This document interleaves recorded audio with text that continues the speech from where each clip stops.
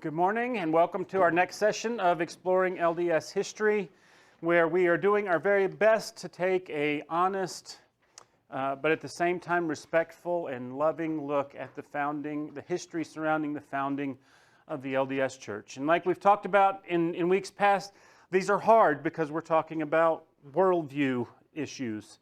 And we all have a worldview, and once something reaches the status of worldview in our mind, it is so hard to change our mind. That once we are convinced this is truth, it's hard to change our minds. If you think about it, if I asked you this morning, what's 2 plus 2? Everybody here would say 4. What would it take you to convince you? Hopefully everybody in here would say 4. But what would it take you to convince you that 2 plus 2 was something other than 4? What would it take to convince you that somebody other than George Washington was the first president of the United States? And so, once we're convinced of reality, it's hard to change our mind. If you talk to people, and there may be some in this room this morning, that, there are people that are convinced we never walked on the moon, or they are convinced that, the earth is flat. But once that reaches worldview status, evidence almost stops mattering anymore. That once you become convinced this is the way it is. And that's true of all of us, and that's true in terms of matters of faith, that once it reaches that worldview status and we become convinced this is the truth, it is hard to change our minds even in the face of truth. And you might have had that experience in your Christian life and in your walk with Christ. I know there were some things I was taught as I was coming up as a believer that this is what the Bible says and this is what the truth is, but that as I grew, I kind of came to understand, whoa, that's not really what the Bible teaches. And it's an uncomfortable moment, worldview-wise, when you realize I've always thought this is the way things were, and now I'm not so sure. And so that's true for all of us. And so for that reason, we're doing our very best.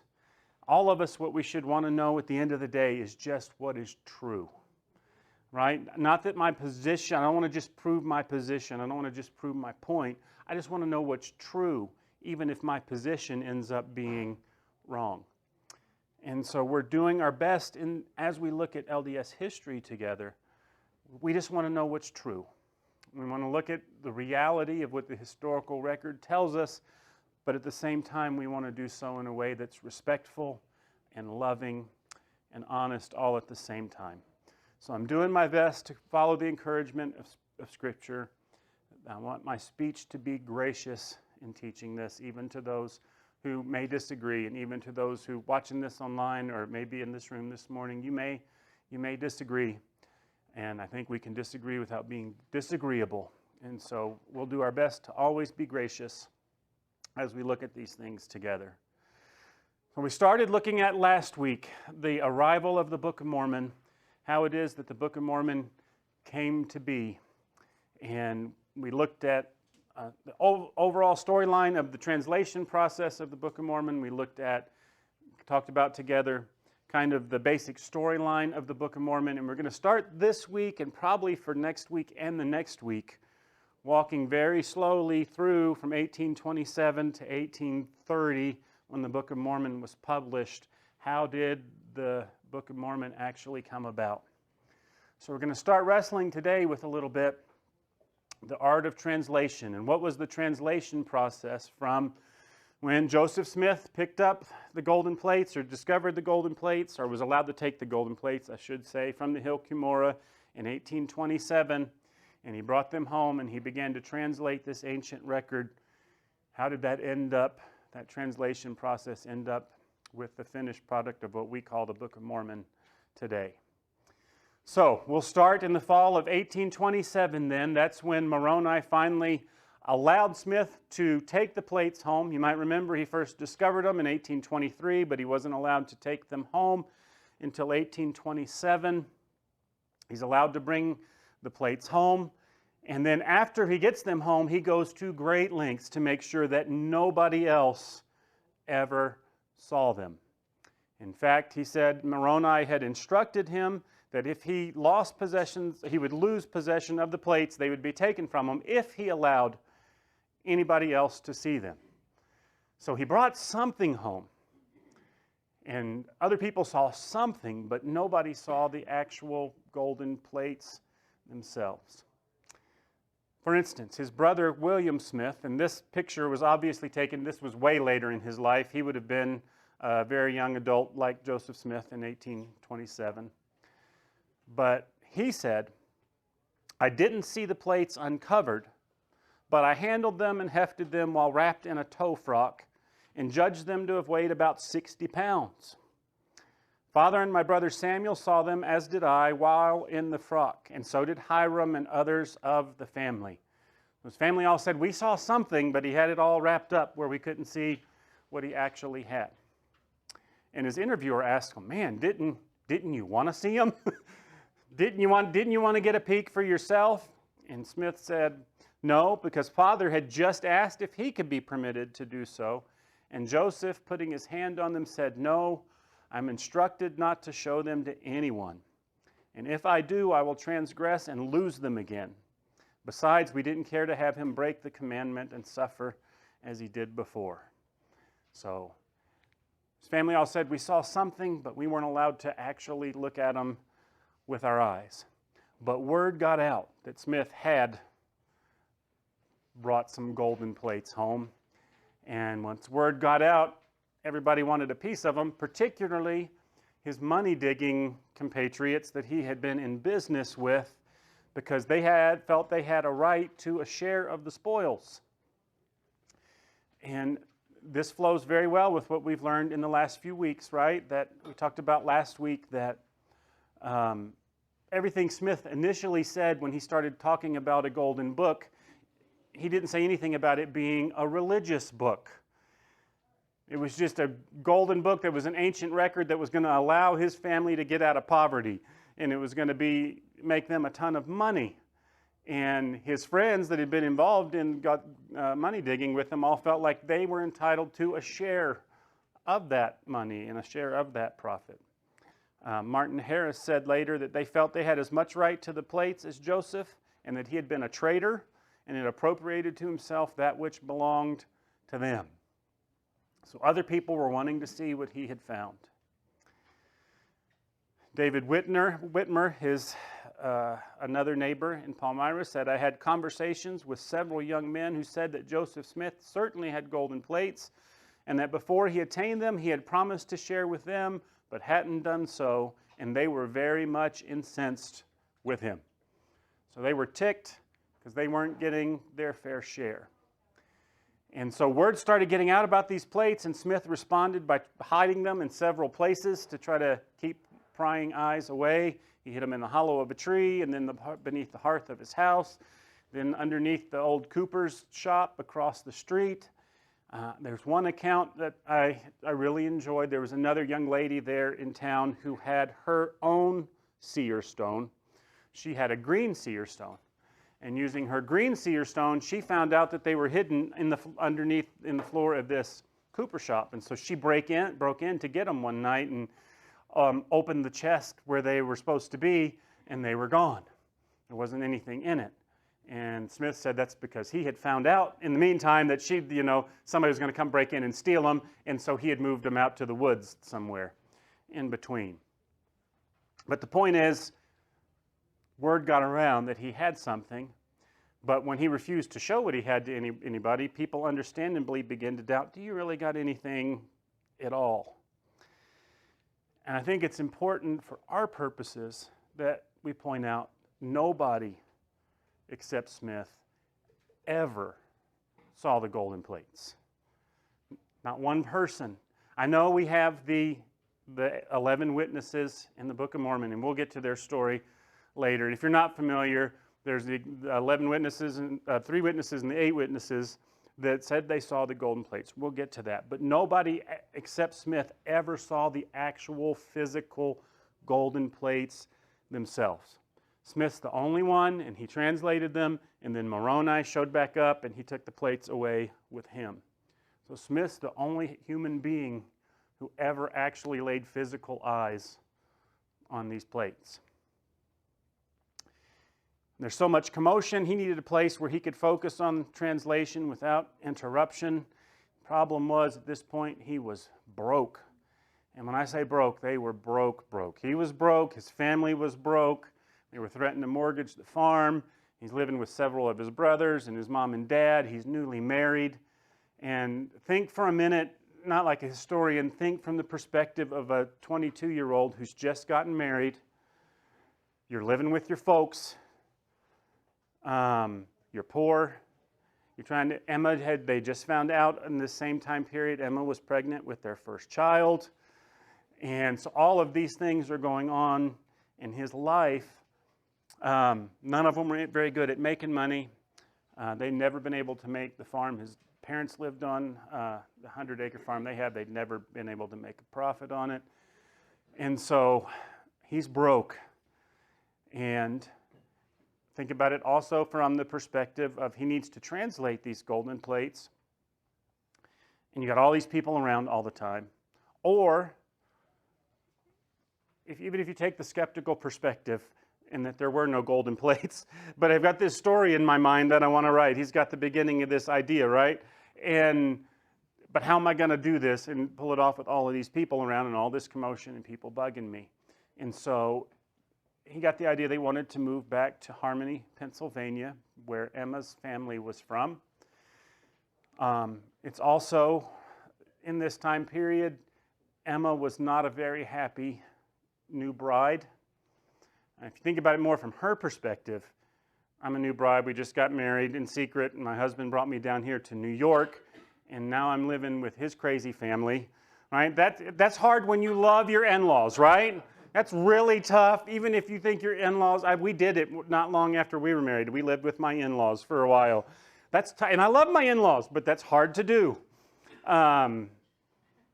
So thinking about that from her perspective, Lorenzo, I can't think of his last name, one of their neighbors, there's an account, he said she used to come over to their house all the time and sit on the front steps and just cry and go, what have I gotten myself into? She was miserable living in New York. But they had no money. They didn't have the money to move back to Pennsylvania. So what Smith needed was a benefactor. And that's where Martin Harris enters the story for the first time. We've quoted him a lot in recent weeks, but this is the first time we meet him in the timeline. And he is an incredibly important figure in the founding of the church. To the point, I think it would probably be fair to say the Book of Mormon never would have seen the light of day if it wasn't for Martin Harris. He was a very prosperous farmer in Palmyra. He had a 320-some acre farm. So he was comfortable, especially for that area where there was a lot of poor people. He was fairly comfortable. He was also a religious fanatic who would join 13 different religions over the course of his life. He had already at this point been a Quaker and a Restorationist and a Baptist and a Methodist and several other things by this point. Somewhat, I don't know if gullible is the right word, very susceptible maybe might be a better word to suggestion and supernatural phenomena. He was seeing supernatural stuff constantly, all the time. And so just a couple of examples. He said he saw the devil once. Harris saw the devil in all his hideousness on the road just before dark near his farm. A little north of Palmyra, he commenced smelling brimstone and knew it was the devil in the road and saw him plainly as he walked up the hill and disappeared. Satan looked like a greyhound as big as a horse, but without any tail, walking upright on his hind legs. And seeing things like this wasn't unusual for Harris. He also saw Jesus and had a long conversation with him about this same time. That while the Book of Mormon translation was going on, he was on his way to Pennsylvania, where Smith was at the time. He met the Lord Jesus Christ, who walked along by the side of him in the shape of a deer for 2 or 3 miles, talking with him as familiarly as one man talks with another. So these kind of experiences were not uncommon for Harris. He'd also had a revelation from God, he believed at the same time, that said he believed God had a really important work for him to do in the near future. And along about that same time, he heard about Joseph Smith having found an ancient book of written on golden plates.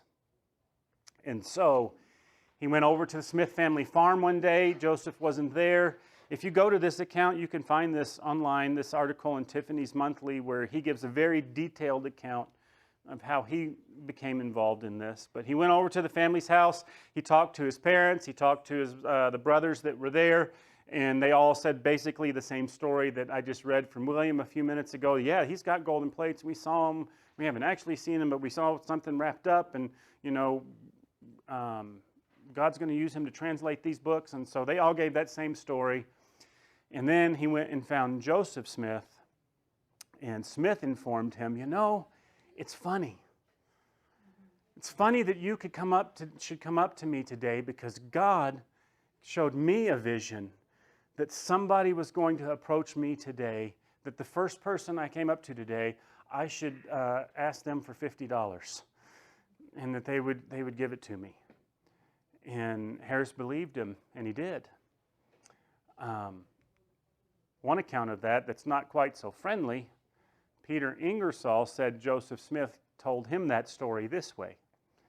In the fall of 1827, Joseph wanted to go to Pennsylvania.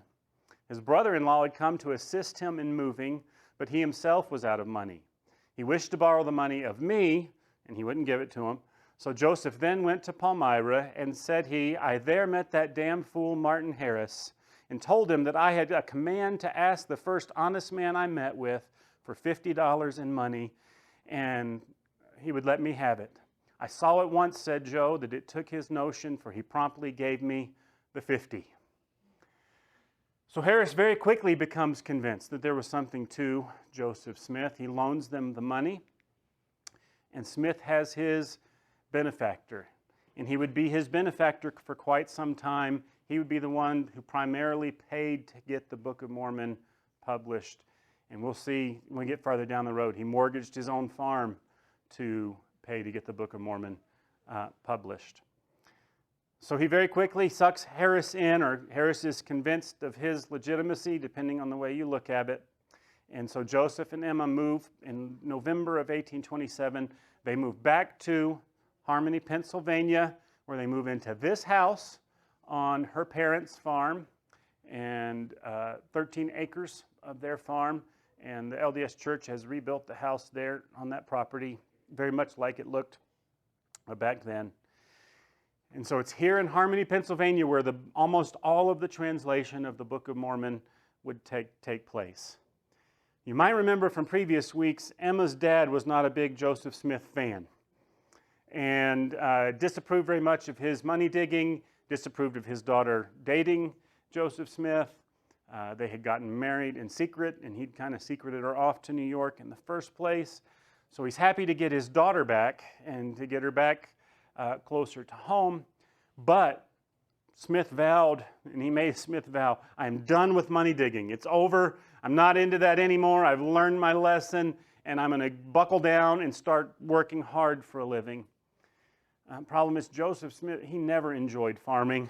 He never enjoyed manual labor much, and rather than get busy farming, he got busy translating. So after they moved back, this is Emma's dad, Isaac Hale. This is his account of seeing the golden plates. He said, I was shown a box in which it is said they were contained, which had to all appearances been used as a glass box of the common window glass.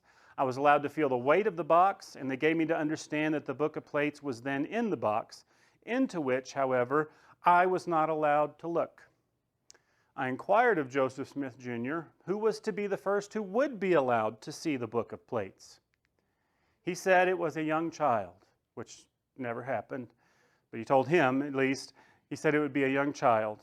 After this, I became dissatisfied, and I informed him that if there was anything in my house of the description which I could not be allowed to see, he must take it away. And if he did not, I was going to see it. After that, the plates were said to be hid in the woods. So he said, if you're going to live in my house and have anything in my house, I'm going to look at it. And so Smith took them and hid them in the woods. So he begins very slowly late in that winter to translate the first lines from the book. And Emma served as his first scribe in this process. And Emma says very clearly, she says, I was never even permitted to see the plates myself. And that while he was translating, they would often be on the table covered by a cloth. And this is the way, if you look up LDS artwork that depict it, this is the way you'll often see it depicted. He's translating, but the plates are on the table and they're covered up. And she was always mystified by his ability to translate the plates without ever looking at them, which I've always thought is interesting, right? That he does, and he did translate the plates without ever looking at them. And so in the back of my mind, I think it's a fair question to go, you get the plates, you dig up the plates, you translate the plates, the angels takes the plates away, but if you never even looked at them, and God miraculously gives you the translation, why did you ever need them in the first place? If Smith never used them, and you know, God moves in mysterious ways, he can do whatever he wants, but that's always struck me as odd that Joseph Smith never even looked at them. The way he translated them, initially she said he used the Urim and the Thummim, which we haven't talked about much, but you might remember they were found in the box with the golden plates. And I do think part of Joseph Smith's brilliance, and I do think Joseph Smith was brilliant. He was uneducated, but there's a difference. You can be uneducated and be brilliant. The LDS Church likes to make a lot of the fact that he was uneducated. How can an uneducated man do this? Well, there's plenty of educated people who are dumb as a box of rocks, right? The fact that you have letters after your name doesn't make you a smart person. I've always think about when I go to the doctor, right? You have MD after your name. But there's a lot of doctors out there who finished dead last in medical school. And they got the diploma. That doesn't make them a smart person. The fact that your name, there's PhD after your name, doesn't make you an intellectual. And Joseph Smith, he might not have been highly educated, but I have no doubt his IQ would have tested off the charts. I think in a lot of ways he was brilliant. And one brilliant thing he did is, I think he took a lot of things that have left scholars scratching their heads for millennia and went, oh, I've got an answer to that. And one of those, like the Urim and Thummim. We know that they're in the Old Testament. We know they were part of the priest garb and the makeup on the priestly garments, but we don't know exactly what they were. And we don't know exactly what they did with them. It's just, Scripture is not clear. And so he kind of goes, well, I know. And so they found them, and they were, it sounds to me like in the description, it's two stones that were set in spectacles. So kind of, in my mind at least, I picture it like seer stones that are set into glasses. And he would use them initially to translate, and then he kind of very quickly put those aside, and he just used his seer stones. And we'll talk about this more next week, but he put the stone into his hat, and God would show him in his hat a line of translation, and he would say it out loud, and the person that was the scribe would write it down and repeat it back, and if it was correct, then God would show him the next line of translation. And that's how the bulk of the translation work was done. So he did it all without ever looking at the plates. And Emma said, I never saw the plates. And they'd ask her, weren't you, curious to look? She said, sometimes I would be dusting and I would be really curious to look under the cloth and see what was there. But she never did. She never saw them. And so Emma and Joe would eventually translate the first 116 pages of the plates. Smith advised her the plates were actually written in a very ancient language called Reformed Egyptian hieroglyphics, which is curious for a Jew to use, right? Because you remember the storyline of the Book of Mormon, Lehi and his family, they moved to Jerusalem in 600, or from Jerusalem to the New World in 600 BC, and they found what becomes a massive civilization here, but it was a Jewish civilization. And why would Jews write in Egyptian hieroglyphics? And according to Smith, the reason for that was Mormon used Reformed Egyptian instead of Hebrew because engraving on gold plates is a very tedious process and a lot of work involved. and Hebrew takes up way much more space than Reformed Egyptian. So they used Reformed Egyptian because you could write briefer.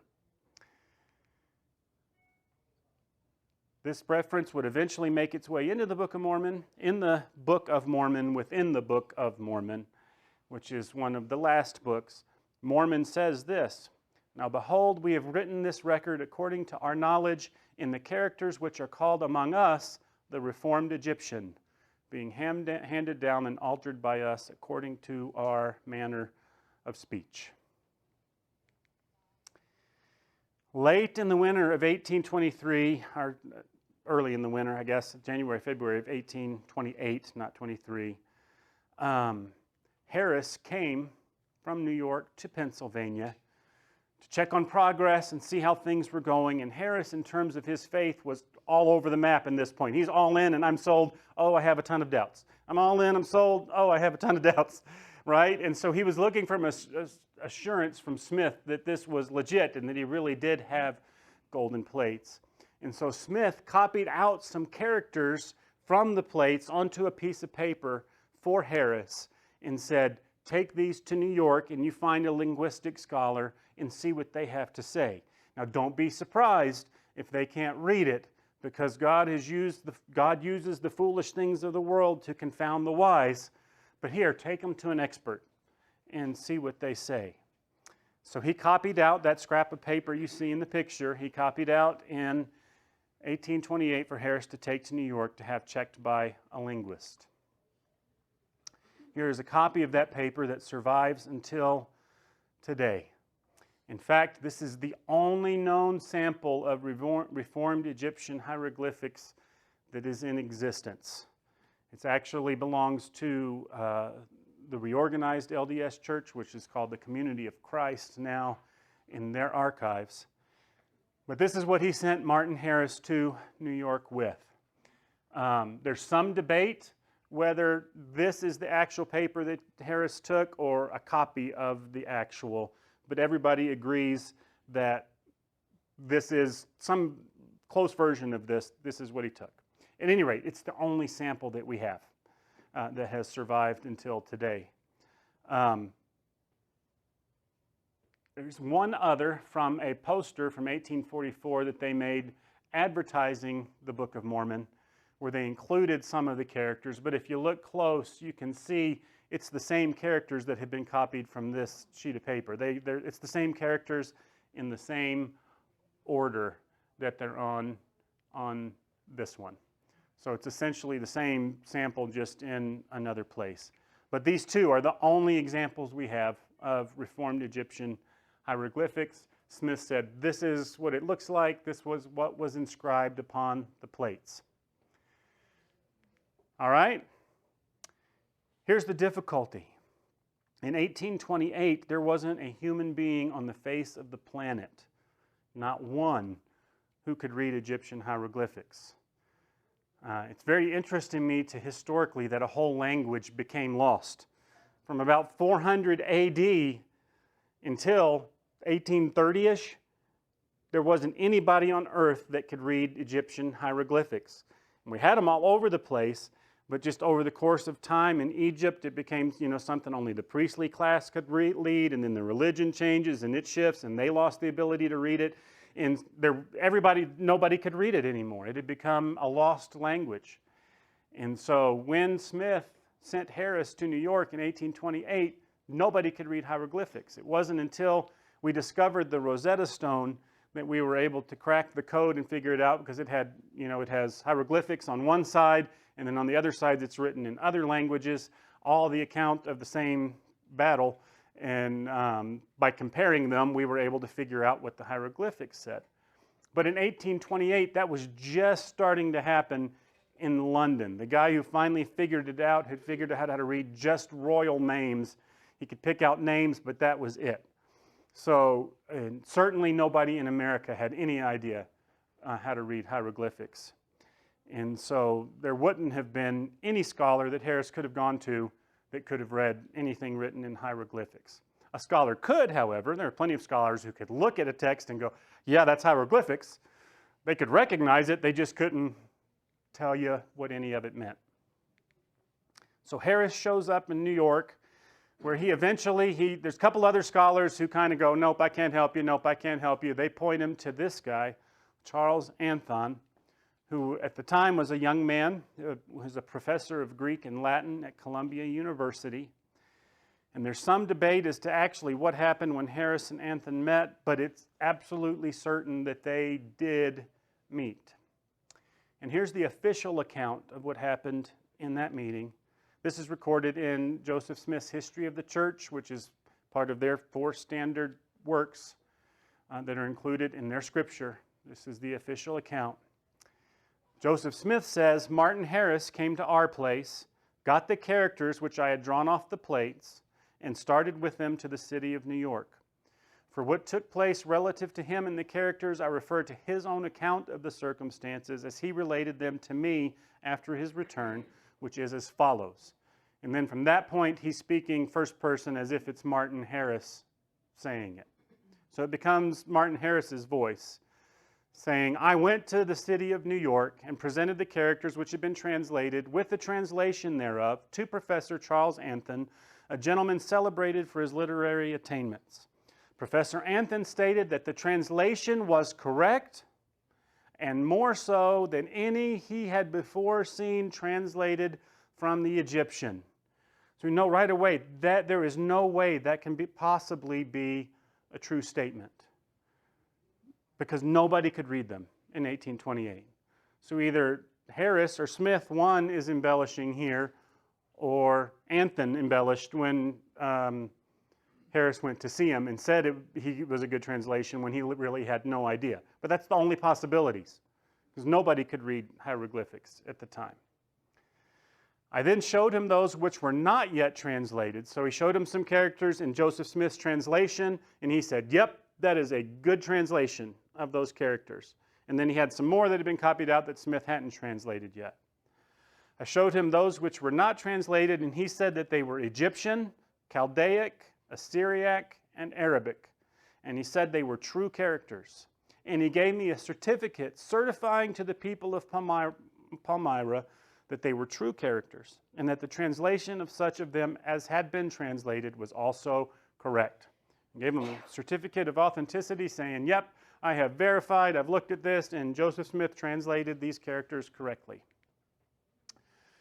I then took the certificate and put it in my pocket and was just leaving when Mr. Anthon called me back and asked me how the young man found out there were gold plates in the place where he had found them. I answered that an angel of God had revealed it unto him. And he said to me, let me see that certificate. And I accordingly took it out of my pocket and gave it to him, when he took it and tore it to pieces, saying that there is no such thing now as the ministering of angels, and that if I would bring the plates to him, he would translate them himself. I informed him that part of the plates were sealed and that I was forbidden to bring them, and he replied, I cannot read a sealed book. All right, that's the official version that made it down. That's recorded in Joseph Smith's History today. Anthon certified the part Joseph Smith had translated was correct. The rest came from all of these other ancient language sources, and they were legit. That was 1838, by the way, when Joseph Smith wrote this. So in 1838, by the way, Martin Harris had already been excommunicated from the LDS Church in 1838 when Joseph wrote this account. We'll get there. But so at best, Joseph Smith's relying on a 10-year-old memory of a conversation he had with Harris in 1828, because Harris wasn't there at the time this was written. We do, fortunately, though, have an earlier account that Joseph Smith wrote in 1832. This is his actual handwriting, and I've highlighted in yellow there. Here's Joseph Smith's earlier account in 1832. Then he said, because of his faith, the Lord appeared unto Martin Harris in a vision and showed unto him his marvelous work, which he was about to do. He immediately came to Susquehanna and said the Lord had shown him that he must go to New York with some of the characters, so he proceeded to copy some of them. And he took his journey to the eastern cities and to the learned, saying, read this, I pray thee. And the learned said, I cannot. But if he would bring the plates, they would read it.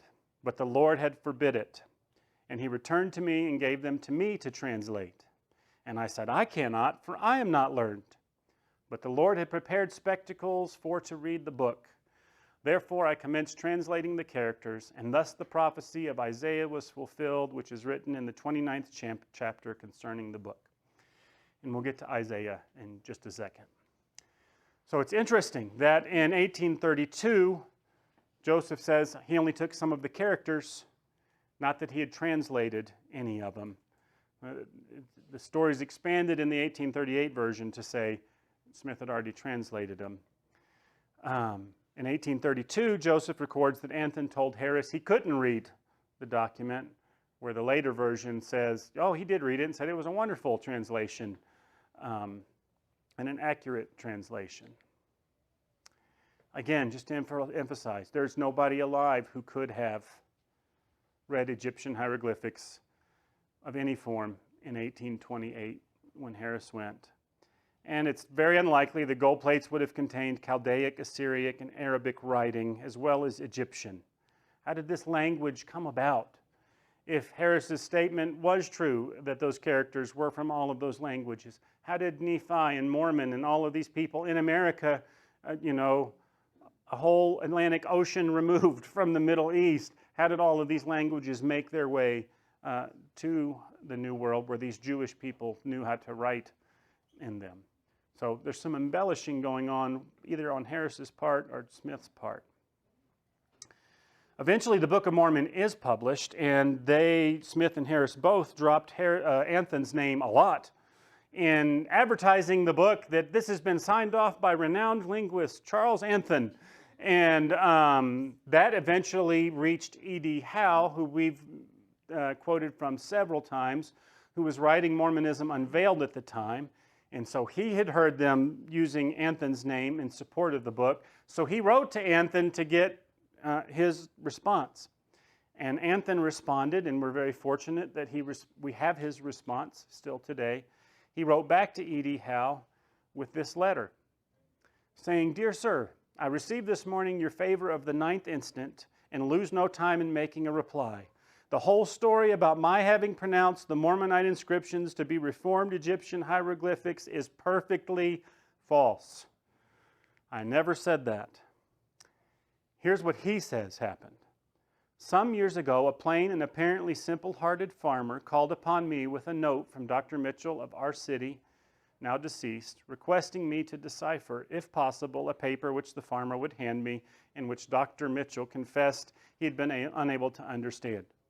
Upon examining the paper in question, I soon came to the conclusion that it was all a trick and perhaps a hoax. I began to regard it as part of a scheme to cheat the farmer of his money, which, by the way, I think it was. And I communicated my suspicions to him, warning him to beware of rogues. He requested an opinion from me in writing, which of course I declined giving, and then he took his leave, carrying the paper with him. As far as the paper itself, he said this paper was in fact a singular scrawl. It consisted of all kinds of crooked characters disposed in columns, and had evidently been prepared by some person who had before him at the time a book containing various alphabets. Greek and Hebrew letters, crosses, flourishes, Roman letters, inverted or placed sideways, were arranged in perpendicular columns. I am thus particular as to the contents of the paper, inasmuch as I have frequently conversed with my friends on the subject since the Mormonite excitement began, and well remember that the paper contained anything else but Egyptian hieroglyphics. So he was very adamant in saying, I never said it was hieroglyphics, I never translated anything, I never signed off on anything, it was anything but hieroglyphics. And so we have another letter that survives from him as well, where he essentially says the same thing. He was adamant in saying, I never said any of those things. So Anthon's account and Joseph Smith's own earliest account, they all agree that he told Harris he couldn't read it, even though the later official version says that he could read it and that he signed off on it. So at the very least, I think we have to say, if we're being kind and we're being gracious, you have to say at the very least that the 1838 account has a lot of problems and certainly seems to have been embellished. I do think it's possible that it seems like Anthon, writing later after it all starts, he's trying to distance himself from all of it, and I think maybe he comes across as harsher than he actually was at the time and more adamant than he was. It's hard to line up his statement with what he said the characters were with what we have surviving on the piece of paper today, and he may have tried to let Harris off a little easier than it seemed when he's denouncing it so hard later on. But again, he didn't have the ability to read Egyptian hieroglyphics in 1828 because nobody had the ability to read Egyptian hieroglyphics in 1828. Furthermore, problems with Reformed Egyptian hieroglyphics. Think about all the archaeological work that's been done in the Americas since 1830, South America and North America. Think of how much Mayan, Aztec, Native American civilization has been uncovered. There is absolutely zero evidence for any language that could be referred to as Reformed Egyptian hieroglyphics ever existing anywhere in North America or South America. And scholars are unanimous in saying so. And scholars who have been able to look at the Anthon manuscript are unanimous in saying so. Just a couple of examples. Oxford Egyptologist Alan Gardner said, "I see no resemblance between the characters of which you sent me a photograph," referring to this Anthon manuscript. "I see no resemblance to that in any form of Egyptian writing." Another Egyptologist at the University of Chicago said, "The Anthon manuscript cannot be recognized or read as any form of ancient Egyptian from the beginning of writing in Egypt in 3000 BC to the terminal stage of Coptic in 1000 AD. That doesn't resemble anything anybody in Egypt ever wrote in that 4,000-year time period. There's no relation between those characters and any Egyptian language, Reformed or otherwise." Deanna Matheny, who was a BYU anthropology professor at one time, admitted, "No one has convincingly demonstrated a link between any of them," which is Mesoamerican writing, so Aztec, Mayan, Native American writing, and any Near Eastern derived system like hieroglyphics, or anything resembling the Anthon manuscript. Nobody's ever been able to show a link between anything anybody ever wrote in Egypt or anything anybody ever wrote in ancient America to the characters on that piece of paper, which seems to me is a very, very, very large problem for explaining the Book of Mormon. Harris does eventually return to Pennsylvania. He tells Smith the full report of his meeting with Anthon, including, and this is just such a great example of Smith's brilliance. I'm not this smart. I admit he was smarter than I am, because this is brilliant. He tells Smith this statement Anthon said about, "I can't read a sealed book." And Smith immediately grabbed his Bible and went to Isaiah 29, 11, and 12 and read him. Those verses say, "And the vision of all this has become to you like the words of a book that is sealed. When men give it to one who can read, saying, 'Read this,' and he says, 'I cannot, for it's sealed.'" And Harris is awestruck that God had used him to fulfill a biblical prophecy. You took it to the learned man, and the learned man said, "I can't read a sealed book." That's impressive. Would Isaiah 29 have immediately come to your mind if somebody told you that? I mean, he's quick. And so Harris is convinced that God had used him. And by the way, the bigger problem with that is Isaiah 29. You know, what's the danger of reading a Bible verse by itself? Right, you can make any verse mean anything if you read one Bible verse. You can look it up today, but you go read Isaiah 29. It's a prophecy about the coming destruction of Jerusalem. And it goes on to say, you know, God is saying, judgment's coming, judgment's coming, judgment's coming, judgment's coming. I've told you and told you and told you, and you people can't understand, right? We give it to the learned, and they don't understand. You give it to the unlearned, they don't understand, even though God has told them over and over again, judgment's coming. But it obviously has to do with that time period and nothing to do with 1828 when you read it. But Harris was convinced, And he is sold out, and he becomes committed that the Book of Mormon's got to be published, even if I have to spend every penny I've got for it to be published. And so he becomes Joseph Smith's first champion, and he become a cornerstone in the new church. And so we'll get to know him well in weeks ahead. In fact, the spring of that year after he came back, he moves to Harmony, where he can help Joseph Smith in his translation efforts. There is a theory out there, and I realized this morning, and I apologize, that I left the author's name and the name of the book off here of my footnotes. So I apologize for that. If you want to know, I can give it to you later. But one scholar has said, you know, it's possible Smith did all of this on purpose to manipulate Harris, because he knew Smith had money, and he knew he was very easily gullible. And so the theory goes like this. His theory is that Anthon couldn't have translated the characters because nobody could, even if they had been in Egyptian.